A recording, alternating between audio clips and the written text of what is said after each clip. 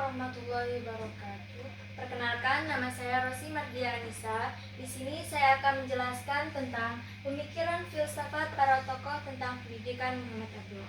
Muhammad Abduh lahir pada tahun 1849 Masehi di Mesir. Ayah beliau bernama Abduh bin Hasan Khalilullah. Latar belakang pemikiran Muhammad Abduh. Sebuah masa ketika dunia Islam tengah mengalami kemunduran di berbagai bidang, terutama dalam aspek politik, sosial, dan pendidikan. Kondisi Mesir saat itu berada di bawah pengaruh kolonialisme Barat yang menimbulkan krisis identitas dan melemahnya nilai-nilai keislaman di masyarakat. Yang kedua, konteks sosial, politik, dan keagamaan pada masa Muhammad Abduh. Pada masa Muhammad Abduh, Mesir berada dalam situasi sosial yang penuh keterbelakangan. Sebagian besar masyarakat masih terikat pada pola hidup tradisional dengan tingkat pendidikan yang rendah, terutama akibat dominasi sistem pengajaran klasik yang hanya berfokus pada teks keagamaan tanpa memperhatikan perkembangan ilmu pengetahuan modern. Yang ketiga, pemikiran filsafat pendidikan Muhammad Abduh. Pemikiran filsafat pendidikan Muhammad Abduh berakar pada kritiknya terhadap sistem pendidikan tradisional Mesir yang dianggap terlalu menekankan hafalan dalam teks agama tanpa memberi ruang bagi penawaran kritis. Menurut Abduh, pola pendidikan semacam itu membuat umat Islam kehilangan daya tradisional dan tertinggal dalam menghadapi arus modernitas. Yang keempat, ada pemikiran modernasi pendidikan Muhammad Abduh.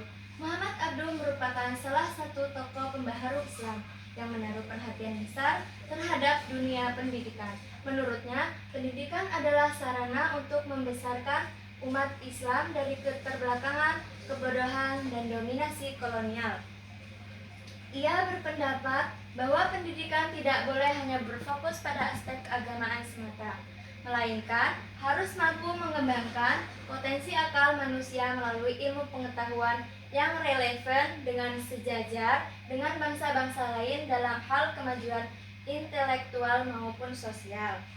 Yang kelima, ada prinsip-prinsip pendidikan dalam pemikiran Muhammad Abduh. Dalam pandangannya, terdapat sejumlah prinsip penting yang dapat dijadikan landasan dalam menyelenggarakan pendidikan Islam yang ideal. Yang pertama, ada keseimbangan antara akal dan wahyu. Yang kedua, ada pendidikan sebagai sarana pembaruan sosial. Yang ketiga, ada kebebasan berpikir dan penolakan terhadap taklid buta. Yang keempat, ada relevansi pendidikan dengan kehidupan modern. Yang kelima, ada pendidikan untuk semua golongan. Yang keenam, ada pembentukan akhlak sebagai tujuan utama. Dan yang ketujuh, ada integrasi antara ilmu agama dan ilmu dunia. Yang terakhir, yang keenam, ada tujuan dan manfaat pemikiran filsafat pendidikan Muhammad Abduh. Tujuannya ada tiga, yaitu membebaskan umat dari taklid dan keterbelakangan. Yang kedua, mengintegrasikan ilmu agama dengan ilmu modern. Yang ketiga, membentuk generasi kritis, berilmu, dan berakhlak mulia. Yang manfaatnya ada tiga, lahirnya kurikulum Islam modern tanpa dikotomi ilmu. Yang kedua, muncul generasi muslim kreatif, inovatif, dan siap hadapi globalisasi. Yang ketiga, ada terwujudnya pendidikan Islam inklusif, maju, dan bermartabat.